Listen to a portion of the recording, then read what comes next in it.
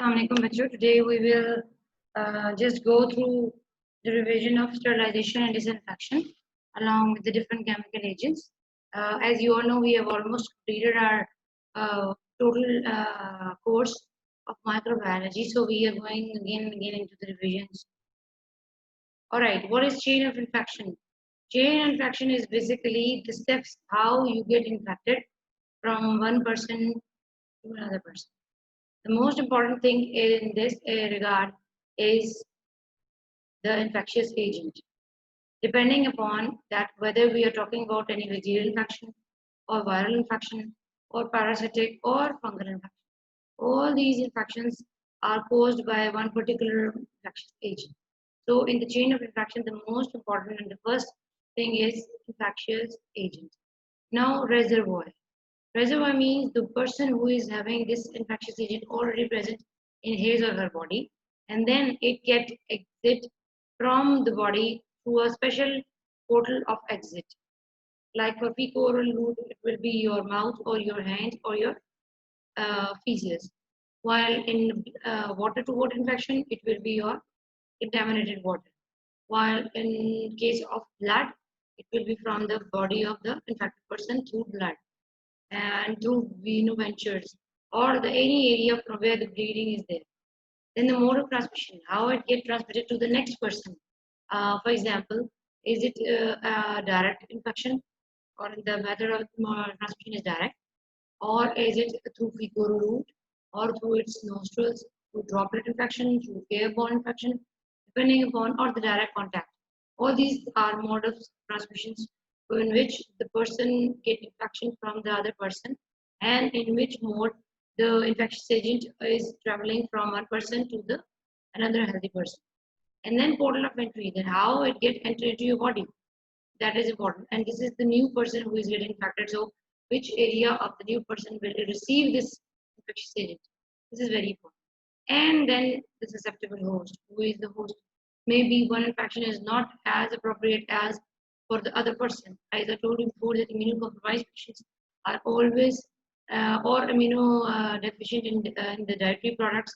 Patients those are weak are more susceptible as compared to a normal healthy person to get this infectious agent to cause infection in that particular body.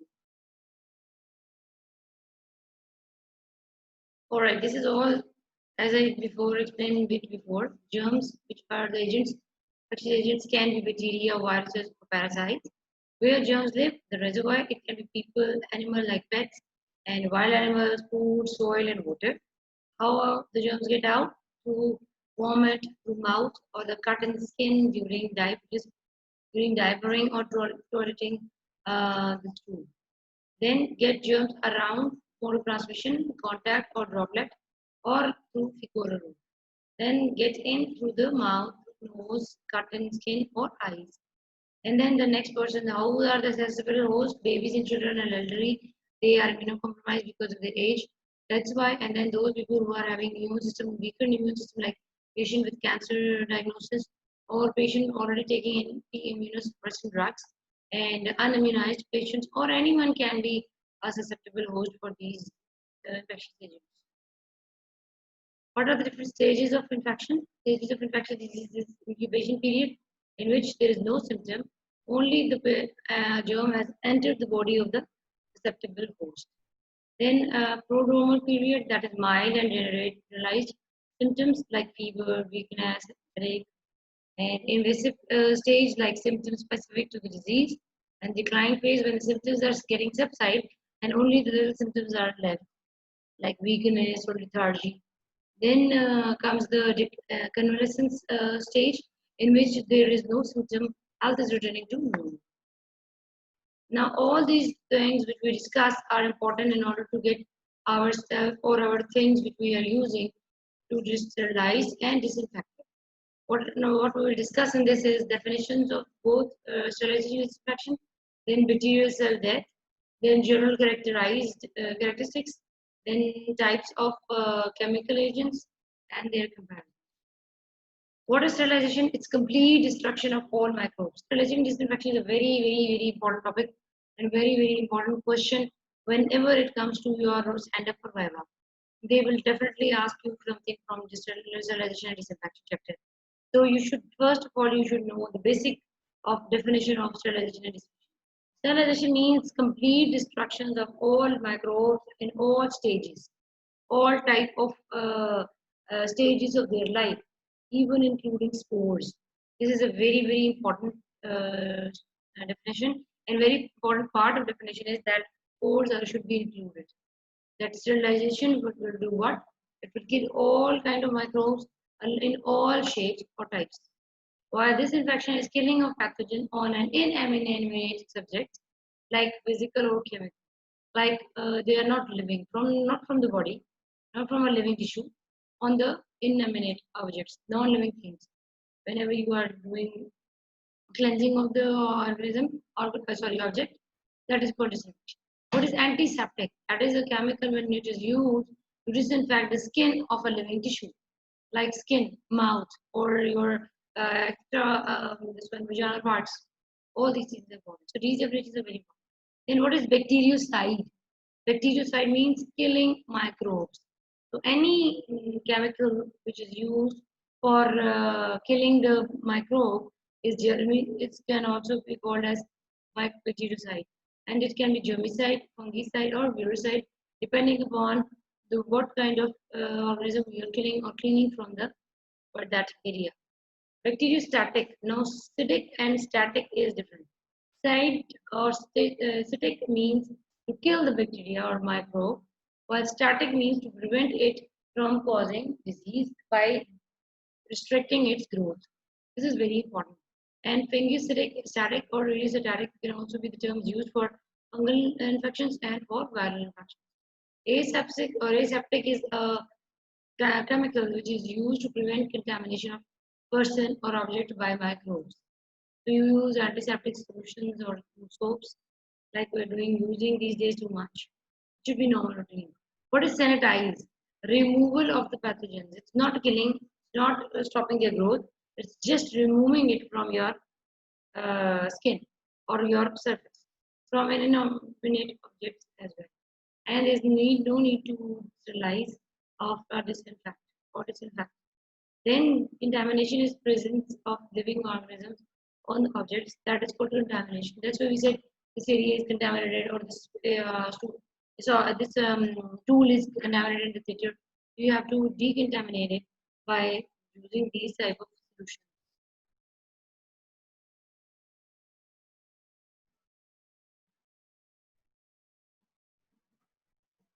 Like these type of solutions. All right, what is infection? Presence of living multiplying microbes in the host tissue is called infection, and it is often pathogenic. Pathogenic means those microbes which are causing disease. That's why it's called infection. Otherwise, if your normal chemicals are getting multiplied or growing, they are not. This is not called infection. It's a normal procedure. Preservation of spoilage is basically is how you can prevent or preserve anything from getting infected by the microbes, which can cause later on disease. So control of contamination is very important in this one. And bacteriostatic is basically the method or methodology used for preservation. What are chemical agents? These are wide variety in susceptibility, and growing cells more susceptible than the resting cells or spores, and gram positive more susceptible than gram negative ones, and mycobacterium are more resistant. Apparatus virus is very resistant to chemical agents. General rule for disinfection: clean then disinfect. First of all, you have to remove all the dust and normal cleaning of that particular thing, and then you will use the disinfectant. Use at the recommended strength. Unless it is required, don't use in concentrated form. Unless it is required, don't use it in dilute form. So use it at the best of its activity. Like 70% alcohol is better than 100% alcohol. Like 5% bleach is better than the pure bleach. So you have to make sure that which percentage is more disinfection, causing disinfection as compared to the 100% concentration. Prevent contamination of the disinfectant and prepare fresh, deteriorating after prolonged storage. For example, if you want to disinfect the surfaces of your lab or your hospital, what you will do is you will make the solution preparation fresh. in order to dilute the formaldehydes or dilute the bleach for cleaning the surfaces, you have to make it fresh. Don't make a large quantity of solution and then leave it for the next year, because you know in chemicals certain changes occur in the presence of oxygen. And as we all know that we have oxygen in our environment, an open free oxygen, so it gets reacted to certain chemicals. That's why it's always ideal to make fresh preparations and then make solutions, the atomic solutions which are required. Now, types of chemical agents are phenols, halogens, and metal ions, alcohols, detergents, alkylating agents, ethylene oxide, and hydrogen peroxide. These all are those chemicals which are used for disinfection. Now, when in doubt about efficiency of a deficient, get a laboratory test. Like all other tests of chemicals, like in antimicrobial test which we are using, similarly, these chemical disinfectants can be tested for their efficiency in different labs. There's a particular labs in the your environment which test these chemicals whether they are working good or not. Then you should move on if you have any kind of. I will not go in details of these chemicals because you should know by themselves. We will go through the next thing, which is we will discuss the important ones, okay? Like iodine. Iodine applications are very important, and skin antiseptics and environmental disinfectant is used as a environmental disinfectant in the mode of action. Before starting this iodine, let's have a question so that your central attendance should be marked. The question for your in-between tenants is what is sterilization, or how you can differentiate between sterilization and disinfection.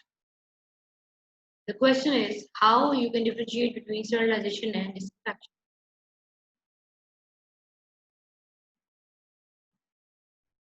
Yeah, I'm waiting for your answers. You have 2 minutes for this.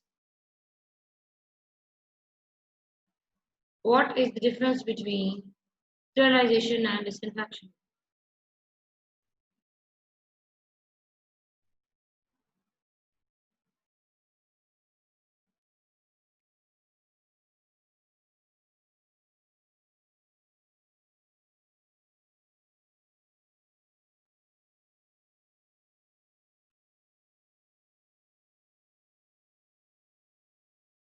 What is the difference between sterilization and disinfection?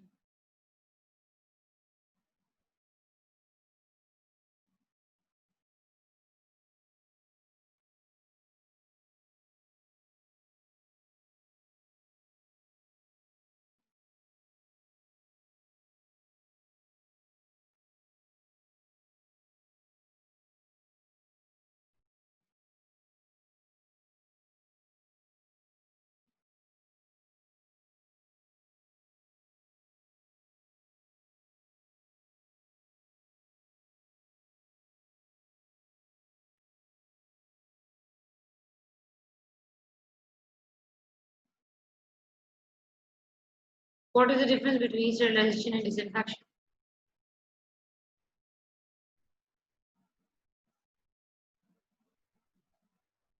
All right, keep on going and keep giving your answers, and I will continue with the lecture. Iodine, basically, I told you, is used as a skin antiseptic or a disinfection, and the mode of action is ionization of tyrosine. What is iodine preparation? It's fresh, always prepared fresh, and it's dark brown when active, and straw yellow like inactive. In the clean area first, organic matter reduces the activity, and which results into the malfunctioning of the iodine. That's why it's important that you clean the area first and then use iodine on it. If there are different formulations of iodine which is not required for you, then chlorination. It is very important, as you all know, we chlorinate the water disinfection. Bactericide, it's bactericidal, fungicidal, and it's viridinal. And 2 to 10 pp microliter is important. An application is disinfection of the water, and sewage system it is used. Mode of action is oxidizes the protein, and it's corrosive and smell is very pungent. That's why it's not used in daily routine. You have to use a specific mode. Chlorine gas is very poisonous, and it forms from hypochlorite acid in the water. And application is the water supplies, swimming pools, and sewage effluents are used for this purpose. Metal ions like silver, it is used in eye drops, and gonorrheal and neonatal ophthalmitis, it is very important. Then mercury, it is for skin antiseptics, and copper and zinc are used for the as a fungicidal and algacidal, and to treat the goods which are having infection. Alcohols, as you know, we all are using 70% alcohol in the water for the best solutions, and isoprene is used for mycobacterium. The tincture of alcohol is used as a solvent. It is very important. Detergents, as you all know, they sanitize. Soaps and natural detergents are present. Then disinfectant, anionic detergent, and cation detergents are there. You don't have to mix them. You have to use them opposite and separately, and more effective with the phenol and surface. Anionic detergents are negatively charged. The salts of long alkaline or aryl sulfonates are used. Cations are also the detergents which are used in activated proteins and effective at low concentration. Contrary ammonium oxide is also one of the examples. And most these cation detergents are not effective for the soluble acid. Abitain is 4% gluconate and it is used for the emulsification of scrap, and topical applications of minor infections can also be used for higher concentrations, and mode of action is cell membrane and denatures the protein, and not effective for the organic matter. They are used for the non-organic matters. Alkaline agents are cross-linked proteins and nucleic acids. In these formaldehydes, glutaraldehydes, beta propanols, and ethylene oxide, all these are used for disinfection in the lab and hospitals. Formaldehydes are used for the protein vaccines, and like tetanus, diphtheria, they are used to make them good. Then lens instruments, tubing, scalpels, and inhalatory operators of glutaraldehyde are used for killing mycobacterium hepatitis like viruses. 10 minutes are enough. And for bacteria, other bacteria, simple bacteria, 5 minutes are enough. Beta proteolactone is a carcinogenic, that's why it's not used words, while it's we're using for the disinfection of bacteria and very vaccines. Then ethylene oxide is very important and it is sterilized, heat, disinfectant, and chemical. So here one of the kids were mentioning that the sterilization is by heating. No, sterilization is just killing the bacteria 100% in every form. Like we tell you that spores are the most difficult form of the bacteria in order to kill or clean or sterilize. But even in the sterilization, spores are also even killed. And ethylene oxide is used for the heat sensitive areas to sterilize it. Okay, so sterilization is not just because of heat, it can be done by chemicals. Then flammable exterior carcinogens, gas sterilization autoclave, as I told you, which you already know, it's very important. Hydrogen peroxide is oxidizing agent and disinfectants, 60% is used as bactericidal, fungicidal, and virucidal. But these always we have to make it fresh. Now, kill curves of various antiseptic is very important. Now, this is the percentage of survivors, and this is the time which is required. For ethanol, no time is required, it's done on a very good percentage. While the tincture of cell is required. Soap and water has a flat surface, so you can see that equally concentration and time is required. Tincture of the aqueous zephyrine is also like this. See? So this is a chart in which you can see that the number of survivors is high when the time is low for some things.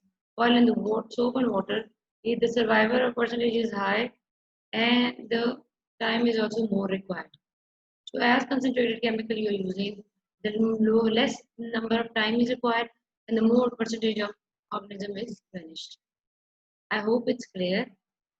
Three, four things are very important in this. Definitions, all the definitions we have discussed in the early stages, early slides, and the chain of infection you should know. They will definitely ask you.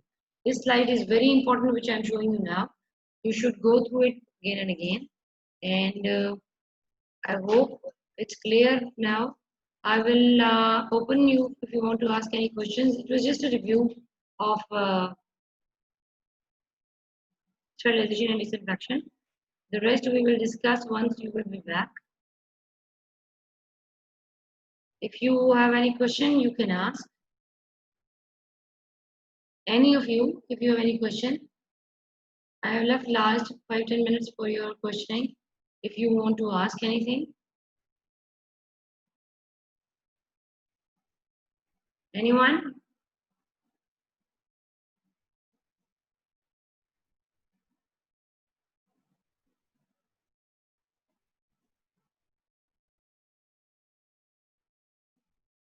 If you don't have any question, it's okay. I will wind up here.